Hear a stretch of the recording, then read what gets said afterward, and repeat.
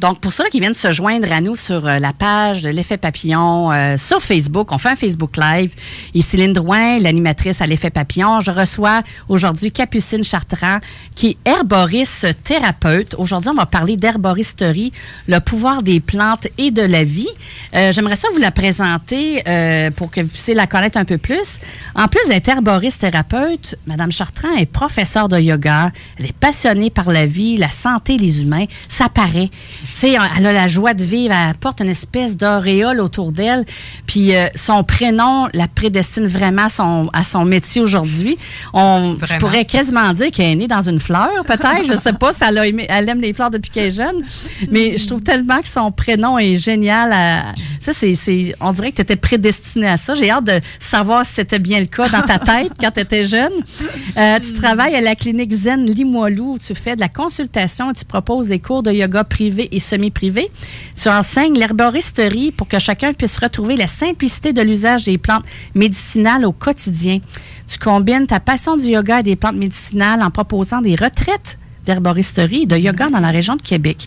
Et pour en savoir plus, je vous soumets son site Internet qui est www.herboriste.info. Je suis allée visiter ton site, il y a beaucoup d'informations, c'est bien agréable. Donc, bienvenue, merci, Capucine Chartrand. C'est vraiment agréable de t'avoir aujourd'hui. Surtout que, présentement, tu sais, c'est comme un peu le printemps dans nos cœurs, même si la température n'est pas tout à fait comme on le voudrait, malgré que ça commence. Est-ce que... Moi, je te posais la question juste en intro. T'as-tu l'impression d'être née dans une fleur? C'était-tu quelque chose t'étais-tu prédestiné à ça? Pas tant que ça. Chez moi, on ne buvait pas de plantes médicinales. Là. C'est vraiment arrivé plus tard dans ma vie. En fait, il y avait juste de la camomille chez nous. Fait que moi, j'ai longtemps enseigné la camomille comme une plante que tout le monde a à la maison, telle que l'ail, le basilic et le thym. Puis là, un jour, j'ai comme appris que non, c'était juste chez nous qu'il y avait de la camomille. Donc, mais il y avait toujours des capucines. On plantait des capucines à chaque année chez moi, mais c'était pas mal la seule plante. Okay. Il y avait un terrassement, mais c'était pas au cœur de ma vie. C'est arrivé beaucoup plus tard, en fait. Ouais. Donc, ton enfance, ton adolescence, tu l'as passé à quel endroit? Moi, je viens de Longueuil. OK. Puis, donc, des fleurs, les plantes, c'était pas quelque chose nécessairement qui t'attirait à ce moment-là? Non, pas vraiment. Moi, j'ai grandi à Longueuil, puis j'ai passé quelques étés à la campagne, dans la Naudière chez ma grand-mère. Puis, mais j'étais plutôt pleureuse, là. J'allais pas marcher toute seule dans le bois, courir après les papillons, justement. Donc, mais à plus tard, en fait, j'ai travaillé dans un camp de vacances. Puis là, c'était un camp de vacances parce qu'il y avait une philosophie holistique. Puis là, j'ai vraiment été initiée aux plantes plus, puis à la forêt, puis j'ai beaucoup aimé ça. Puis après mon cégep, moi, j'ai fait un cégep en sciences humaines où je pensais faire de la coopération internationale. Puis ça m'a beaucoup déçue, la coopération internationale. Je trouvais que c'était beaucoup une affaire de blanc à l'étranger. Puis ça m'a pas plu. Donc, je suis partie en voyage. Puis quand je suis revenue de voyage, j'ai été malade. Je suis rentrée à l'hôpital 2 fois en l'espace de 3 mois, chose qui n'était jamais arrivée de ma vie. C'était quoi? C'est quelle sorte de maladie que tu avais? J'ai fait une première infection à l'oreille qu'on appelle une cellulite de l'oreille. Ah, OK. Alors, une cellulite de l'oreille, c'est comme l'oreille qui... En fait, c'est une infection des cellules de l'oreille, là, mais mon oreille est devenue très, très grosse. Fait que ça m'a pris des antibiotiques en intraveineuse et tout. Puis, j'ai trouvé que c'était vraiment intense, le soin. Puis moi, j'avais quand même une mère infirmière à la retraite. Fait que elle prenait soin de moi et c'était très facile. Mais c'est ça. Puis la deuxième fois, en fait, j'ai fait une super rage de dents qui a comme pas arrêté et qui a fait que je me suis ramassée à l'hôpital une deuxième fois. Et donc, à partir de ce moment-là, je me suis dit, il doit bien y avoir quelque chose d'autre. Puis cette année-là, je travaillais chez Camellia Sinensis à Montréal, c'est une maison de thé. Puis, il y a quelqu'un qui est arrivé au salon de thé, puis qui m'a dit, moi, j'étudie en herboristerie. Puis là, je lui ai dit, mon Dieu, moi, j'aimerais tellement ça, faire ça. Puis là, elle est partie, puis je me suis dit, mais pourquoi je viens de lui dire ça? Okay. Puis là, c'était comme à l'intérieur de moi, très profondément, quelque chose qui avait dit ça. Âme. C'est ton âme. C'était mon âme, clairement. C'était pas moi, là. Moi, j'avais jamais pensé que je pouvais faire ça même. Fait que j'ai trouvé ça merveilleux. Puis là, je me suis mis à m'intéresser. Puis dans cette année-là, je suis allée faire un projet bénévole avec un organisme qui s'appelle Chantier Jeunesse, qui envoyait des jeunes un peu partout faire des projets bénévoles dans des communautés. Puis moi, j'étais à Bécomo, puis j'ai fait de l'horticulture. Fait que j'ai vraiment eu les mains dans la terre. Puis dans ce voyage-là, j'ai rencontré des herboristes sur la route. Puis je me suis dit, wow, OK, là, il y a quelque chose pour moi ici. Puis c'est ça, j'ai rencontré une herboriste, puis après ça, j'étais allée faire l'école d'herboristerie. Puis j'en ai mangé, je fais ça depuis 13 ans. C'est ma grande, grande passion, parler des plantes, être avec les plantes, annoncer la bonne nouvelle des plantes médicinales. Parce que pour moi, c'est toujours une bonne nouvelle. Ça fait 13 ans, c'est encore une bonne nouvelle. Puis il y a toujours des gens qui connaissent pas le pissenlit. Ils savent pas qu'on peut manger le pissenlit, puis que c'est super bon. Oui, puis je t'en ai parlé ce matin. Je disais, on peut-tu parler du pissenlit? Parce que c'est comme devenu une folie là, sur les terrains, dans le sens que les gens, ils capotent quand ils en voient, là, ils veulent pas en avoir. Puis là, ils mettent des pesticides. Puis moi, là, ça me fait de la peine parce que je pense aux abeilles. Oui. Tu sais, mis à part l'effet des manger, mais là, je me dis, hey, on empêche les abeilles de survivre. On a tellement de problèmes d'abeilles. Fait que là, je me dis, c'est peut-être la seule façon qu'on peut les aider. Mais est-ce que toi, au niveau de l'herboristerie, qu'est-ce qu'on peut faire? Tu disais qu'on peut l'utiliser. Oui, le pissenlit. De quelle façon qu'on pourrait l'utiliser? C'est vraiment une super plante médicinale, en fait, parce que toutes les parties de la plante sont utiles. Donc, autant la fleur, la feuille que la racine. Je dirais que la racine, c'est la partie la plus médicinale. Okay. Il y a de l'amertume, il y a des composés qui aident le foie énormément. L'amertume, ça aide aussi toutes les sécrétions digestives à se démarrer. Fait que c'est super intéressant. Puis le pissenlit, en fait, il fait sur la terre ce qu'il fait à l'intérieur de nous. Le pissenlit apporte du mouvement à l'intérieur du corps. Donc, s'il y a de la constipation, de la stagnation, on veut du pissenlit.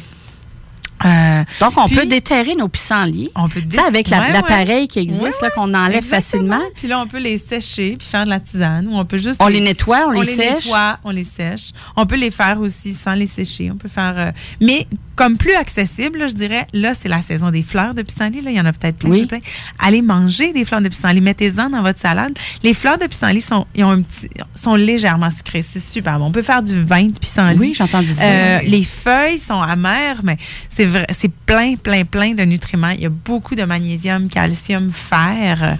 C'est légèrement diurétique. Donc, il y a beaucoup de bienfaits au pissenlit. On fait juste effeuiller la fleur. Oui, on peut juste effeuiller la fleur dans la salade, mais on peut juste manger la fleur comme ça aussi. C'est super bon.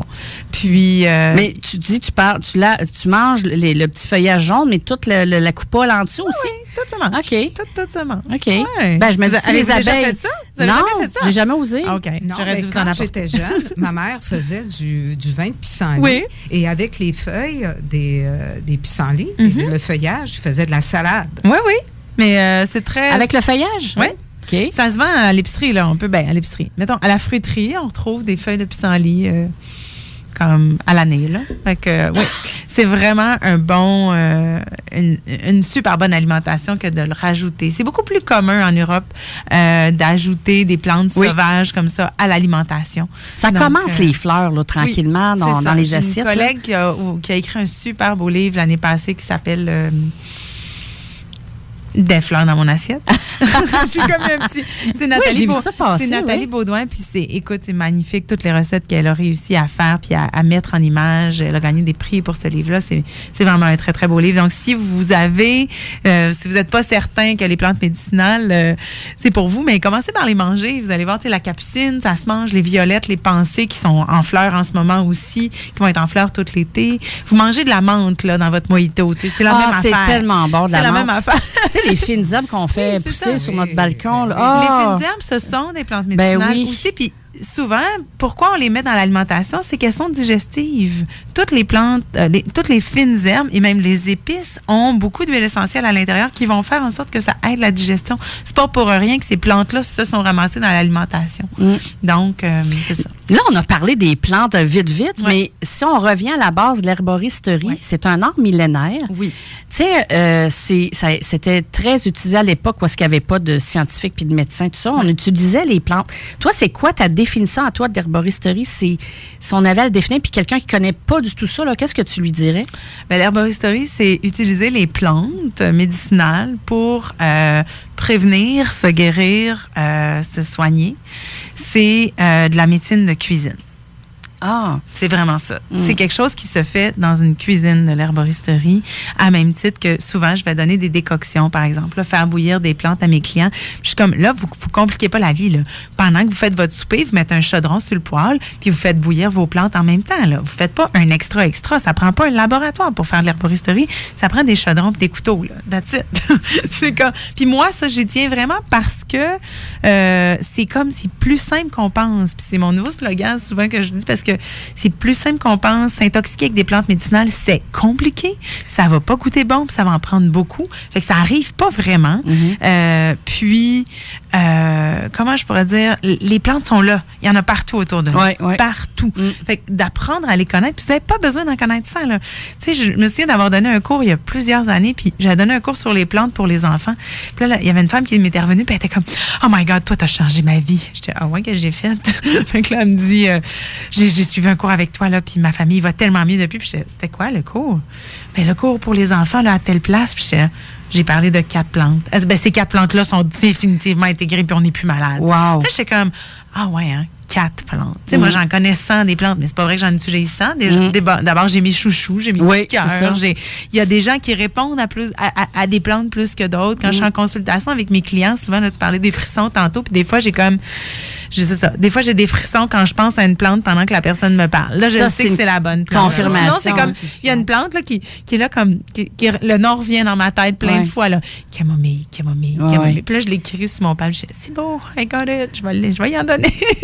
Fait que les plantes, c'est vivant. Puis moi, c'est ça que j'aime, c'est qu'on traite le vivant avec le vivant. Puis, as-tu l'impression que ça devient comme, pas à la mode, là, mais, tu sais, il me semble qu'on a été un bout de temps où est-ce qu'on n'en parlait pas. Puis là, oups, étant donné l'intérêt, l'engouement des gens envers la nature, la planète Terre, on dirait que là, ça plus, les gens sont plus ouverts à ça, sont moins récalcitrants, ils veulent plus en savoir. Est-ce que tu vois, depuis quelques années, un engouement de plus en plus marqué? Ou... Il y a définitivement un changement. Mais c'est d'après ce que ton visage est comme plus, c'est doucement, là. Ça reste doucement. Okay. Ça reste qu'à toutes les semaines, j'ai encore des gens qui me demandent qu'est-ce que je fais dans la vie, là. OK. Mais toutes les semaines. J'exagère peut-être un petit peu.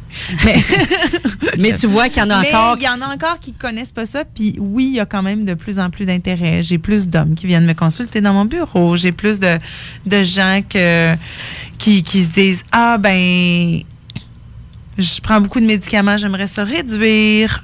J'ai aussi eu beaucoup de clients dans les dernières années qui sont venus me voir en me disant, mon médecin il dit que j'ai rien. J'ai vu plusieurs spécialistes. Ils disent que j'ai rien et je vais pas bien.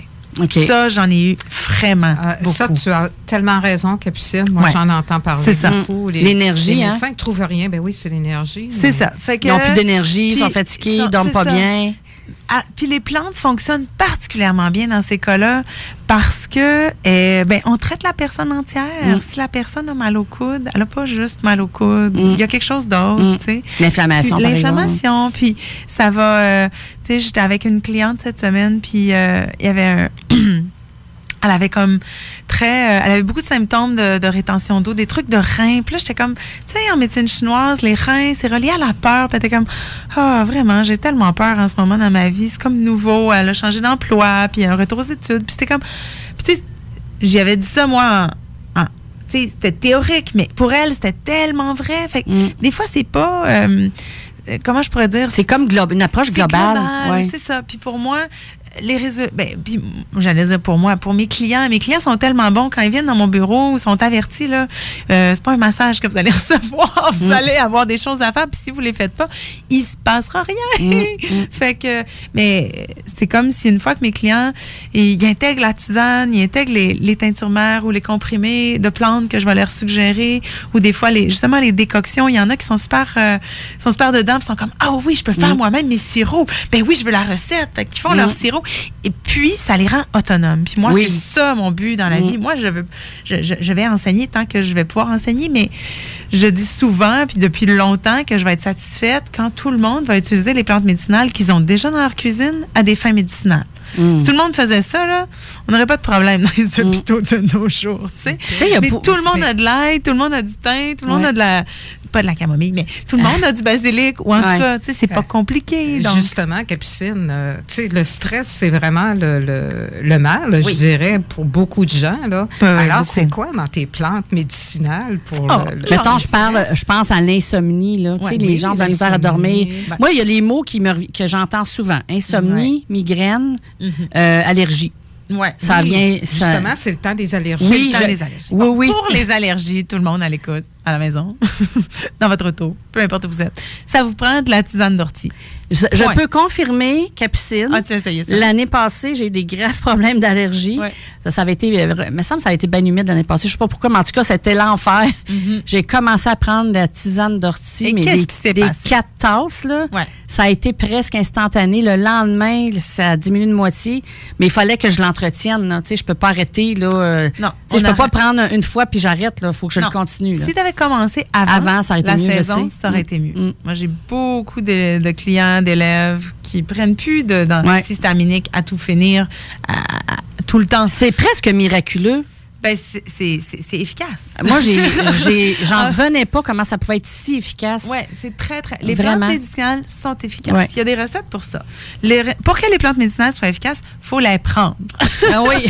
Ça, c'est une première chose. Okay? La deuxième chose, c'est de prendre des plantes de qualité. Oui.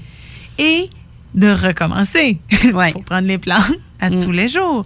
Comme on prend des médicaments. Oui, c'est ça. Point. Puis, éventuellement, mais le corps se nourrit. Donc, ça, c'est l'affaire qui fonctionne. Souvent, il y a des gens qui me disent, oui, mais ça ne fonctionne pas. Puis là, mes questions, c'est combien t'en as pris? Combien de temps? Qu'est-ce que tu as pris? Et souvent, on va trouver la réponse dans ça. On va trouver le fait que la personne n'a pas pris assez longtemps. Elle n'a pas pris des assez grandes quantités. Oui. Donc, mais les plantes médicinales fonctionnent. Et c'est pas des miracles, c'est efficace. Oui. Il y a de plus en plus d'études qui le prouvent. Moi, j'ai une approche très, très intuitive dans ma pratique. Je suis quelqu'un qui aime pas tant ça, lire les études et tout ça. J'en lis, là. Mais ça confirme des choses. Mais ça confirme des choses. Sauf que souvent, la personne qui est devant moi, c'est ça qui est le plus important de toute façon. Puis la personne qui est devant moi, c'est elle qui sait. Puis c'est elle qui sait qu'est-ce qu'elle est capable de faire puis pas capable de faire. Puis des fois, mes clients ils reviennent dans mon bureau puis ils sont comme « Ah là, je m'excuse, j'ai pas fait ça. » Mais c'est pas grave, vous avez fait déjà beaucoup de choses. Donc, tu sais, c'est vraiment d'y aller par une approche beaucoup plus empathique puis efficace. Ben, pas efficace, mais comme... de prendre soin. Puis moi, ça, c'est la chose qui est le plus important. Comment vous allez prendre soin de vous? Puis les plantes, je trouve tellement, c'est le partenaire idéal parce que la meilleure façon de prendre soin de soi, c'est avec la douceur. Puis les plantes, c'est doux. Oui. Tu sais, ça nous fait pas, à moins de, je veux dire, il y a des plantes certainement qui sont plus... tu sais, il faut quand même faire attention, mais en général, là, la majorité des plantes qu'on utilise pour nous aider sont... l'effet est doux en même temps. Là. C'est pas drastique. Là. On change du jour au lendemain. Là. Non, puis souvent, les plantes qui sont mises de l'avant ou, tu sais, comme pour les cures de foie, là, tout le monde est comme pissenlit, pas pissenlit, mais artichaut, bol d'eau. Tu sais, puis là, je suis comme, non, ça, c'est too much souvent. T'sais.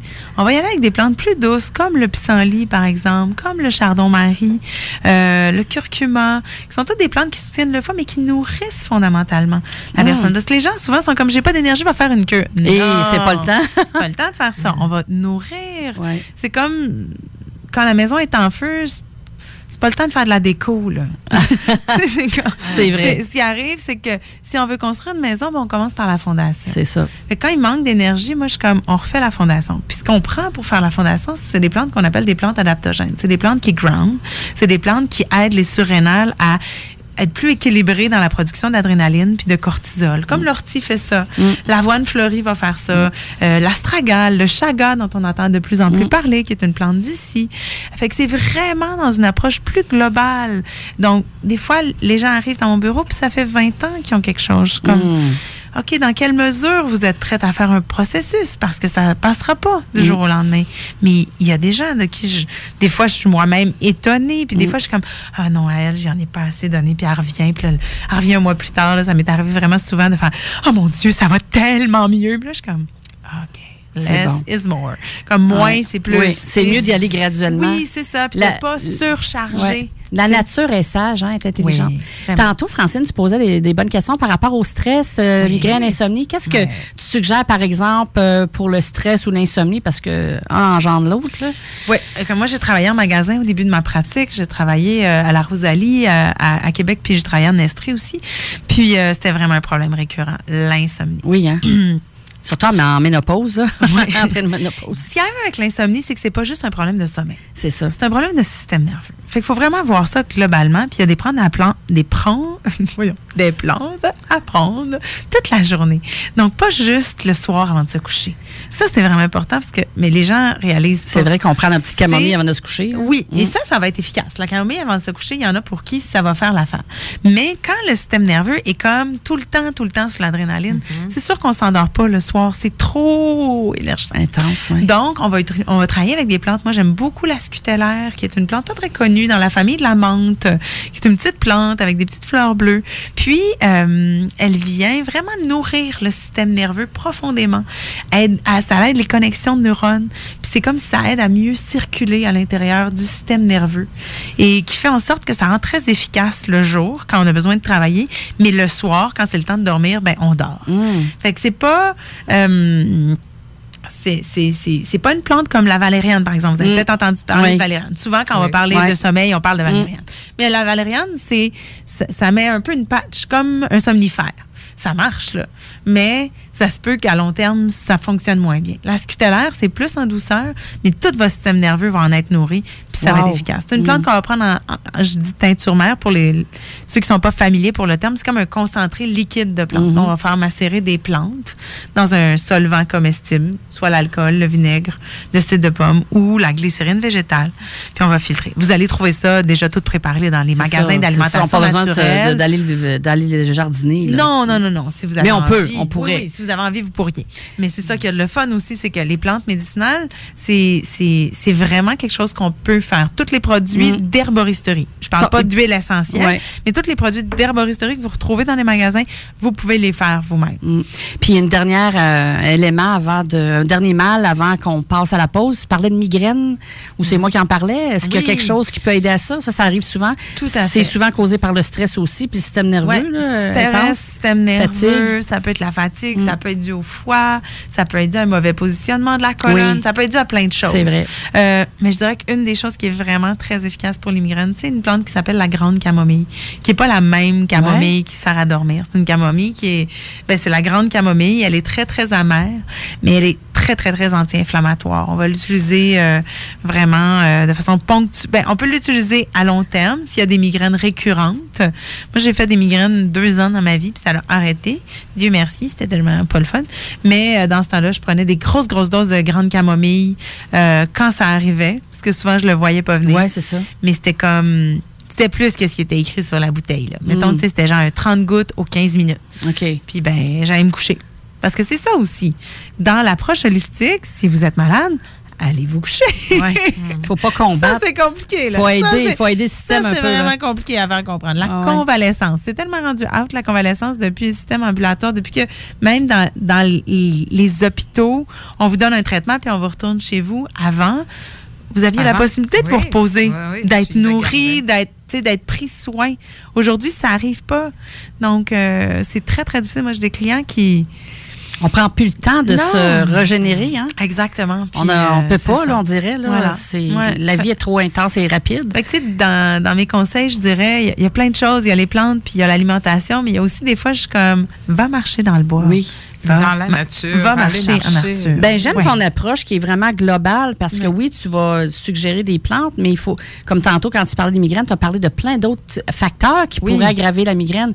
Donc, en sachant, on peut aller valider, vérifier partout, puis on se fait aider en plus par une plante, en attendant de trouver peut-être la chose qui nous empêche de le régler. Contact avec la nature, c'est tellement important. C'est tellement important. Puis les plantes... Les recherches, ils le disent beaucoup. Hein? Oui. Puis les plantes, c'est un premier contact avec la nature. Souvent, mes clients, quand ils commencent à connaître les plantes, sont comme « Ah, mais là, de quoi elle a l'air? Je peux-tu en mettre chez nous? » Tu sais, ça arrive souvent. Puis moi, je trouve que c'est là que c'est gagné. Quand le contact est vraiment établi. Écoute, toi, tu disais que tu avais 4 plantes chouchous. Oui. Je les nomme, mais on va en parler après la pause. Okay. Tu as l'ortie, tu en as parlé un peu tantôt, le basilic sacré, calendule et rose. Donc, je vous lance cette information-là pour que vous puissiez nous suivre après la pause. Là, on va arrêter notre page, notre vidéo Facebook live. Et si les gens veulent nous suivre par la suite, vous pouvez nous suivre sur Internet au 969fm.ca ou si vous n'êtes pas là présentement, vous pouvez nous écouter en différé. C'est toujours possible grâce à nos podcasts. Donc, on s'en va à la pause, Capucine. Puis au retour, on va parler de tes plantes chouchou. Avec plaisir. À tout de suite. À tout de suite.